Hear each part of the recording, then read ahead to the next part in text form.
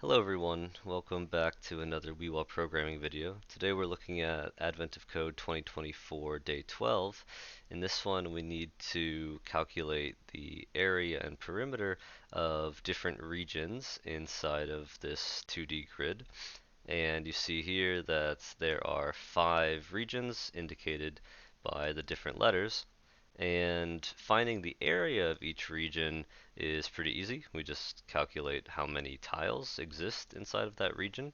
And the perimeter, though, is a little bit more complicated.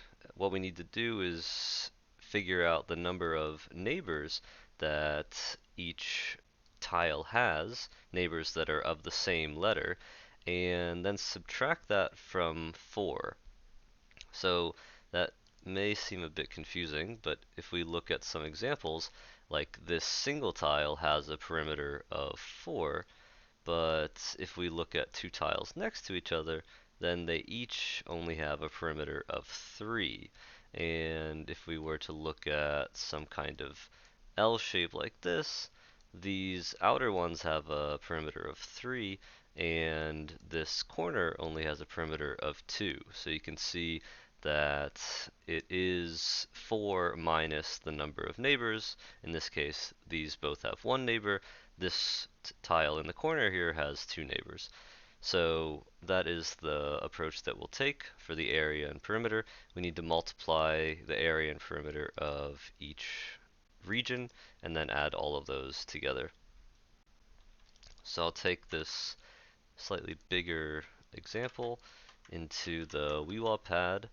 I'll turn it into a raw string, and then I'll do the usual PIBN idiom to turn it into a matrix of characters. And if you haven't seen this, basically we are looking for a binary mask to use with the partition modifier. In this case, the binary mask is giving us ones, where we have the text that we want to keep, and then the 0 is the new line character. And then we are using the partition modifier with identity as the function to get this matrix. So what else would be nice is, rather than working with characters, working with digits. So we would like all the R's to be 1 digit, all the I's to be another digit, and so on. So for that, we can use classify. This will assign a unique index to each unique row. But in this case, because we have a matrix, it's assigning it to each row of the matrix. But actually, we want all of the R's to be looked at separately, and I's, and so on. So we first need to deshape this to turn it into a vector, and then we can use classify. And you can see here now that we have zeros for the R's, and then further down we have more zeros representing these R's. So these are sort of correctly assigned to unique indices as we want. And now we need to put it back into a matrix. And you could do that by saving the shape, for example, then deshaping it, and then putting it back into the right shape. But luckily Uiua has the under modifier, which lets us apply a transformation, then do some kind of operation, and then undo that first transformation. So in this case, the transformation is deshaping this flattening operation, and then we classify, and now we have what we need. So it is doing exactly what we talked about. And one thing to be careful of is that we're going to be using partition some more, in particular the multi-dimensional partition, which gives us the ability to do sort of flood fill, in the sense that it will group these similar numbers together. And zeros are ignored, though, as we saw earlier with this partitioning. So let's increment this whole grid so that we're sure we aren't missing anything when we later do our partitioning. So for the perimeters then that we were talking about, we need to check how many of each of the 4 adjacent neighbors are the same as this current tile. So we can do that with rotations, and we have a constant a subscript 2, which gives us the up, down, left, right offsets, and we can use that with rotation. So if we simply do by rotate, then we have here the original grid and all of the rotations in each of the 4 directions. But one thing we need to be careful about is that right now it's rotating and looping around. So this left column in this first rotation is showing up on the right. So the whole grid moved over one and it's on the right now. But we actually don't want that. We want to do a filled rotation, which is more of a shift, let's say. So it shifted left and it pushed zeros in its place. And because we don't have any zeros, this will not match any of the other tiles. So what we would like to do now is, as we said, figure out in this top left position, for example, how many ones are there in the rotation. Basically, how many neighbors does it have that are the same. So for that, we want to check equality of this matrix with each of these matrices. So we can use sided equals for that, and we point it at the argument we want to fix or repeat. So this, oh, it's experimental. Let me enable that. So now we have, well, a bit what we're expecting. Let's first add this together, and I'll put by here. So now we can see we're reducing. So we're basically combining all of those matrices together, and now we have what we're looking for, the neighbor counts. So for this top left corner, there are 2 neighbors. For this one, there are 3 neighbors, and so on. And now, as we said, we need to subtract these from 4. So let's put a 4 on the stack, and then we'll use back subtract to get what we need here. And now we are ready to do our multi-dimensional partitioning. So here we have our indices that we want to use for partitioning, and here we have the perimeters for each of the regions. So let's do back partition because these are in the opposite order.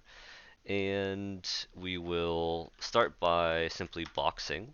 And if I maybe just put these back, then we see here for this first box, this is representing all of the tiles that had this 1 in the index matrix.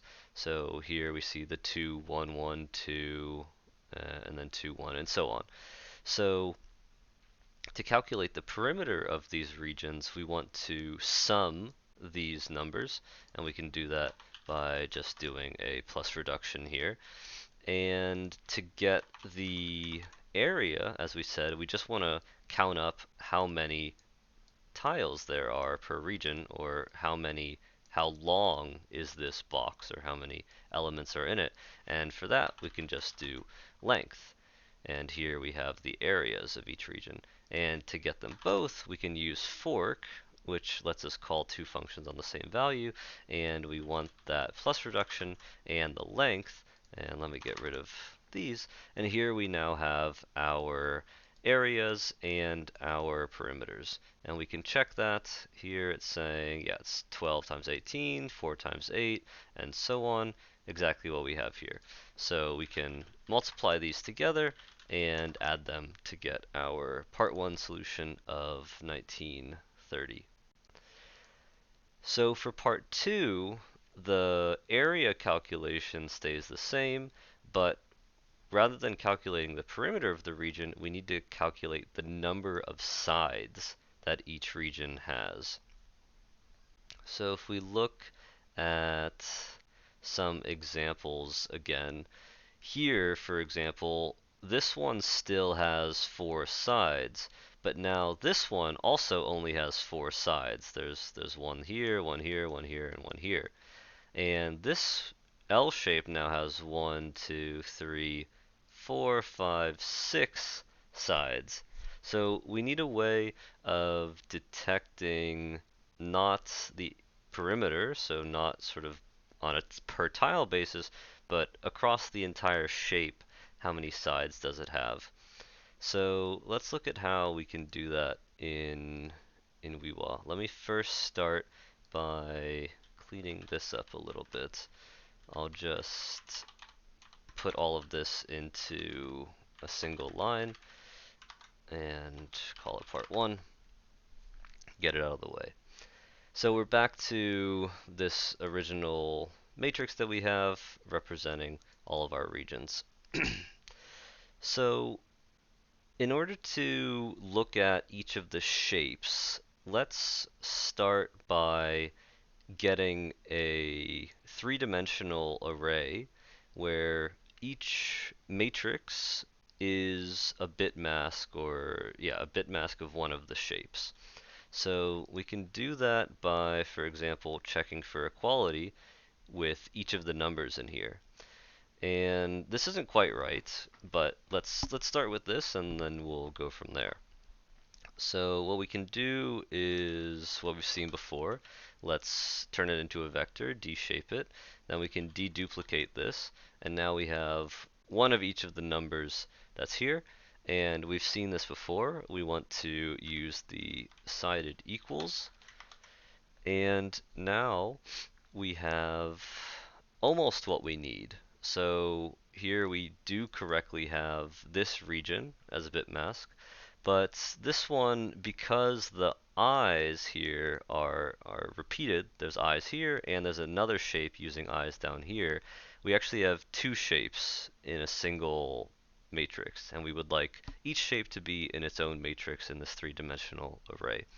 So let's take a step back and let's think about how we can fix this. So rather than having these repeats, like the 2's repeating here, we would like each of these regions to have its own number. And we can do that by, again, leveraging the multi-dimensional partition. So if we use partition, and previously we always had a index partitioning sort of mask and the array to be partitioned. In this case, we just want to use the same argument as both arguments. So we can use self, which will, as it says, call a function with the same array as all arguments. We can use self, partition, and to start with, we can just box it. So here we see, okay, we're getting what we expect, and here are those first 2's, and then somewhere else there will be more 2's, here. And we want to sort of remove these and replace them with something else. So rather than boxing them, we can deduplicate them, and this will give us a better sense of the numbers that are present. And you see actually that 3 is also repeated. So what would be nice if we just turn this into actually a kind of index of this. So we could replace this with just the indices. There are 11 elements and we just use the indices. But what we would need to do is turn this, back where we had this box. We would need to replace all of these with zeros, all of these with ones, all of these with twos, and so on. So that's exactly what we can do with under again. So we'll say under this partition deduplicate that we were talking about, let's do this length range thing that we were expecting. So it is doing the partitioning and the deduplication that we saw, and then it's basically replacing that with this increasing indices that we looked at, and then it's undoing the duplication and undoing the partition and getting us back to exactly what we need. So let's do this same bit masking operation again, and now you see we do indeed have our 11 slices. I can show it in the shape. We have 11 10 by 10 matrices, each of them containing the bit mask of one of the regions. So with this then, let's look at, for example, this shape and start to think about how we can detect the edges. So one thing that we could notice, let me scale this up actually to make it a bit easier to look at. So imagine that each of these cells is still just a single 1 and a single 0. It's of course scaled up, but this is just making it a bit easier to reason about. So one thing that you could notice is that as we move from outside the shape to inside the shape from top to bottom, we would have, if we could subtract vertically like this, 0 and a 1 here. So this subtraction would be something like 1 minus 0, giving us a 1. And as we continue down and moved from the inside from a 1 to a 0, we would have a subtraction like 0 minus 1, giving us negative 1. So how can we do kind of vertical subtraction, kind of like a scan line moving down, to determine where these edges are? And that is actually something where we would like to use the stencil operator, which, as it says, will call a function on windows of an array. So we could start by looking at these windows, and actually we need to, I think if I, yeah, exactly. So I'll also do fill 0, so this will add a row of zeros above and below.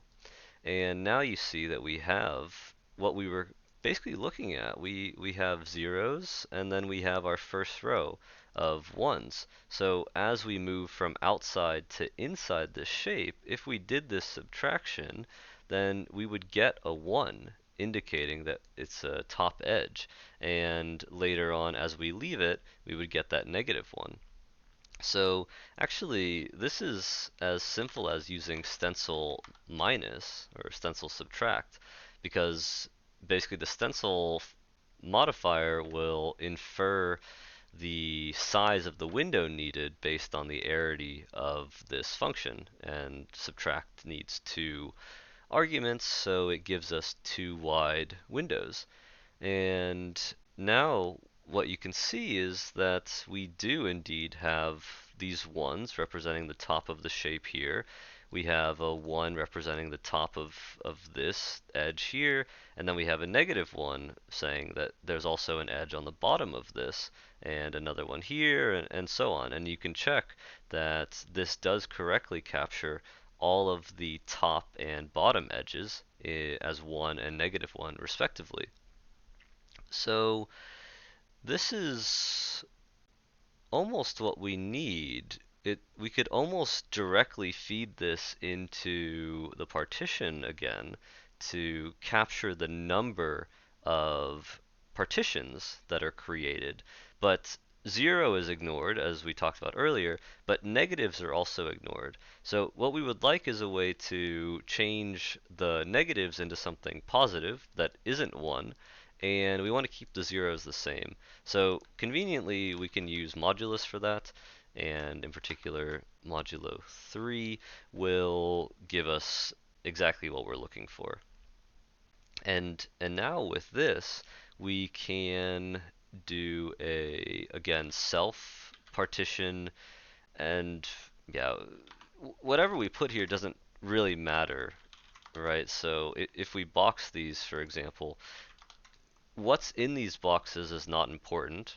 All we care about is how many partitions exist. So we can just sort of put a 0 here as the function that's given to the partitions. This basically just throws it away and puts a 0. And all we actually care about, though, is getting the length of this, so the number of partitions, as I said. And this is great. So this tells us there are 11 edges, either going up or down. But how about left and right? The good thing is that we can transpose this matrix, and now what was previously top and bottom is now left and right, which means that what was left and right is now top and bottom, and we already know how to calculate the top and bottom edges, and that's with exactly this. And in this case, it happens that there are also 11 edges going left and right. And what we would like to do then is, because we have the original and the transposed version, we would like to do this operation on both of these arrays. And luckily we have a both modifier that will let us do that. And let me remove this by. So now we have, there are 11 top and bottom edges and 11 left and right edges. If we add those together, then for this region there are a combined 22 edges for the shape. But of course that's only one of the slices, so let's run this whole thing on all of the rows, all of the matrices. And now we have the number of edges for each of our shapes. And the other thing that we need still is the area. So let's go back to when we did this transformation to give each region a unique number, and let's use the by modifier to make sure that we keep that original partitioning mask that we had.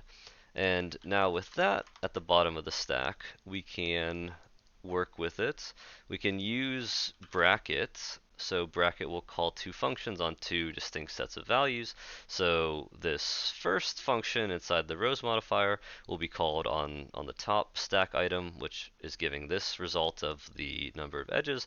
And the next function we want to call on this lower stack item. And in this case, we want to, again, what we've seen before, self partition length. This will get us the area of each region. Then we do what we did before. We multiply them, we sum them up, and we get the 1206 that we are expecting for part 2. So I think this one is quite the cool problem in Uiua. We get to make heavy use of multi-dimensional partition. We get to make heavy use of under. Everything that we did here with under could of course be done without under, but being able to express it so succinctly, saving the context and so on, really makes it, I think, a lot easier to reason about, and it just makes the kind of purpose of the operation a lot more expressible, and I really appreciate that. So I hope that this was interesting. It's a bit of a more complex one with the edge detection and so on, but I hope it was all clear. I hope it was enjoyable, and I hope you learned something. I'll see you in the next one. Thanks for watching.